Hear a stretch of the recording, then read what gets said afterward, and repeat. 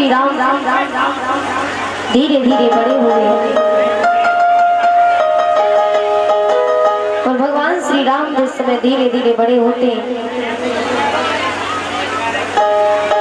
तो भगवान श्री राम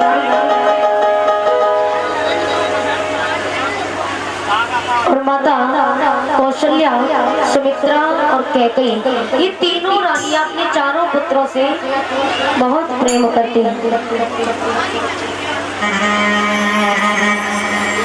भगवान श्री राम से चारों पुत्रों से तीनों रानियों को प्रेम है। एक दिन की बात, एक दिन भगवान श्री राम माता कैकेयी बैठी हुई थी। ये जो कहते ना कि ये जो कैकेयी है, कैकेयी बहुत बुरी थी। अरे जिसने भगवान श्री राम को 14 वर्ष का वनवास दिया, लेकिन माता कैकेयी बुरी नहीं है। अरे माता कैकेयी तो सर्वश्रेष्ठ माँ है। जो माता कैकेयी हो सकती है वो तो मैया कौशल्या भी नहीं हो सकती प्यारी। भले राम ने कौशल्या के गर्भ से जन्म लिया हो, लेकिन वो जननी अपनी माता कैकेयी को कहते थे। एक दिन मैया कैकेयी बैठी हुई थी और कैकेयी मैया अपने पुत्र भरत से ज्यादा राम को प्रेम करती थी।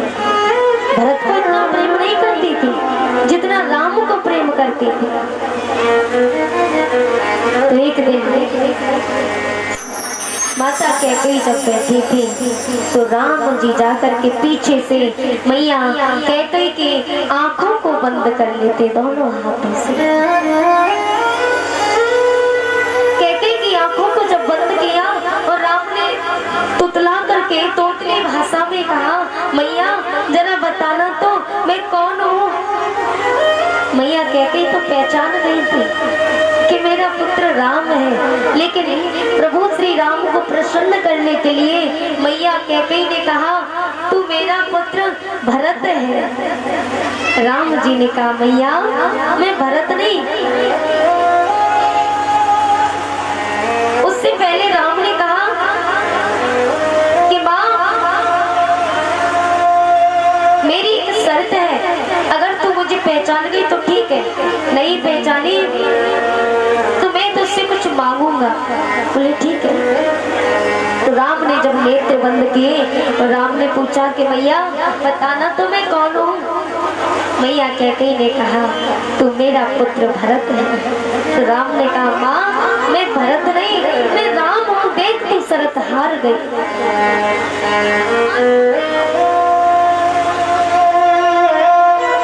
भगवान श्री राम ने कहा, माँ तू शर्त हार गई, देख मैं राम हूँ। मैया कैकेयी ने कहा, हाँ पुत्र तू राम है, मैं हार गई, मांग लिया, क्या मांगना चाहता है। राम ने कहा, माँ ऐसे नहीं मांगूंगा। फिर कैसे मांगेगा। भैया मैं ऐसे थोड़ी मांगूंगा, पहले तो मेरी सौगंध खा के कहे कि मैं जो मांगूंगा वो तू देख ले। कैकेयी ने कहा, पुत्र इसमें सौगंध वाली क्या बात है। अरे तू मांग तो सही। अरे तू अपनी माता कैकेयी की प्राण भी मांगेगा ना तो मैं प्राण देने के लिए तैयार हूँ, मांग ले राम, क्या मांगेगा। राम ने कहा, माँ मैं तेरे प्राण नहीं मांगूंगा, बल्कि कुछ ऐसी चीज तुझसे मैं मांगूंगा जिससे तू देने पर घबराएगी, मौत से भी बच जाएगी। मैया कैकेयी ने कहा, ऐसा तू क्या मांगेगा।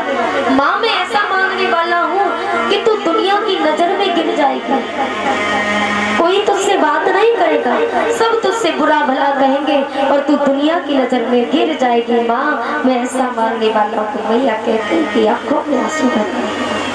मैया कैकेयी ने कहा, मैं दुनिया की नजर में गिर जाऊंगी, क्या मैं तुम्हारी नजर में भी गिर जाऊंगी। तो राम ने कहा, माँ अपने राम की नजर में तू हमेशा सर्वश्रेष्ठ रहेगी, इस राम की नजर में मेरी मैया कैकेयी कभी नहीं गिर सकती।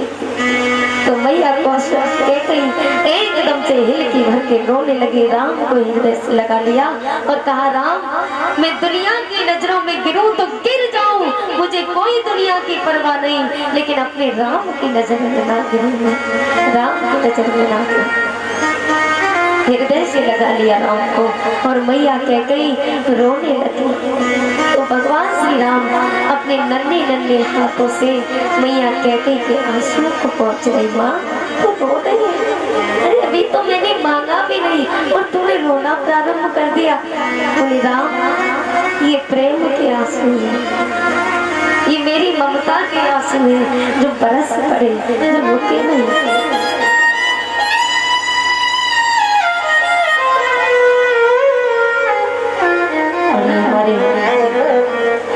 ये तिब्बती महाराज जो पारा के रहने वाले 100 रुपए दान करते, भगवान ने खुश रखे और हमारे सभी साथियों का भी 50-50 मुद्रिकाओं से सम्मान कर रहे हैं। भगवान ने सुख शांति प्रदान करें। आज मैया कैकई जिस समय ये बात सुनती, अब राम ने कहा, मैया ये रोना धोना बंद कर, अभी तो मैंने कुछ मांगा भी नहीं और जब मांगूंगा तब तू क्या करेगी।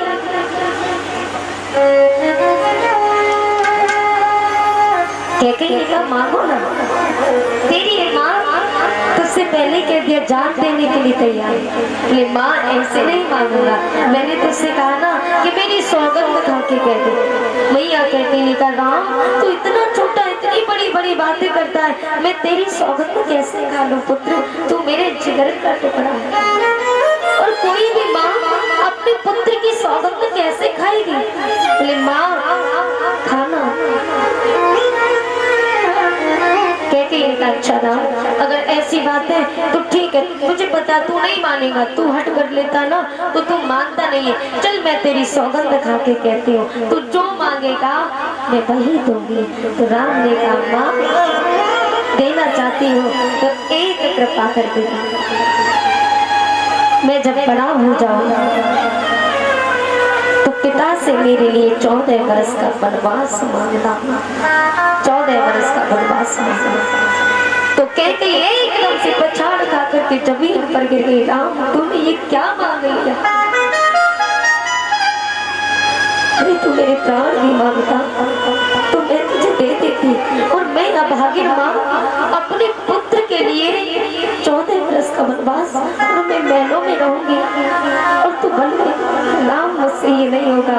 राम ने कहा, माँ तूने मेरी सौगंध खाई है ना, और मैं जानता हूँ तू मेरी छोटी सौगंध नहीं खा सकती। मैया कहती है, राम को हृदय से लगा लेती है, पुत्र तू इतना छोटा सा इतनी बड़ी बड़ी बातें करता है, मैं तेरे लिए, मैं अपने पुत्र भरत के लिए 14 वर्ष का वनवास मांगने के लिए तैयार हूँ, लेकिन तेरे लिए नहीं होगा मुझसे। राम ने कहा, माँ तू मेरी प्रिय माँ है ना, तू मेरी सर्वश्रेष्ठ माँ है, माँ तू मेरी जननी है, और जो राम ने जननी कहा तो अब तो कैकई के आंसू नहीं रुके, क्योंकि जननी तो राम की कौशल्या थी, लेकिन राम ने जननी किसको कहा, कैकई को, सबसे बड़ा दर्जा माता कैकई को दिया। राम ने कहा, माँ एक बात बता, पूछो ना माँ, ये बता अयोध्या बड़ी है कि जंगल बड़ा है, वन बड़ा है। माता कैकई ने कहा, वन बड़ा है, अयोध्या छोटी है। तो राम ने कहा, माँ अब तू बिल्कुल चिंता मत कर, तू बिल्कुल मत रो, देख मैं बड़ा हूँ और वन भी बड़ा है। अयोध्या छोटी है तो भरत छोटा है, तो भरत छोटा है तो भरत छोटा राजा बनेगा, अयोध्या का राजा, और मैं बड़ा हूँ तो मैं जंगल का राजा बनूंगा, वन का राजा बनूंगा, क्योंकि तुम ही तो कहा था वन बड़ा है। बाप तो होगा। आज माता कैकई उनकी भर के रोते हैं। और प्यारे एक बात और, वास्तविक भगवान श्री राम जब 14 वर्ष का वनवास हुआ और वनवास में गए भी, माता सीता और लखन भैया को साथ लेकर के, तो वहां जाकर के सीता का हरण हो गया।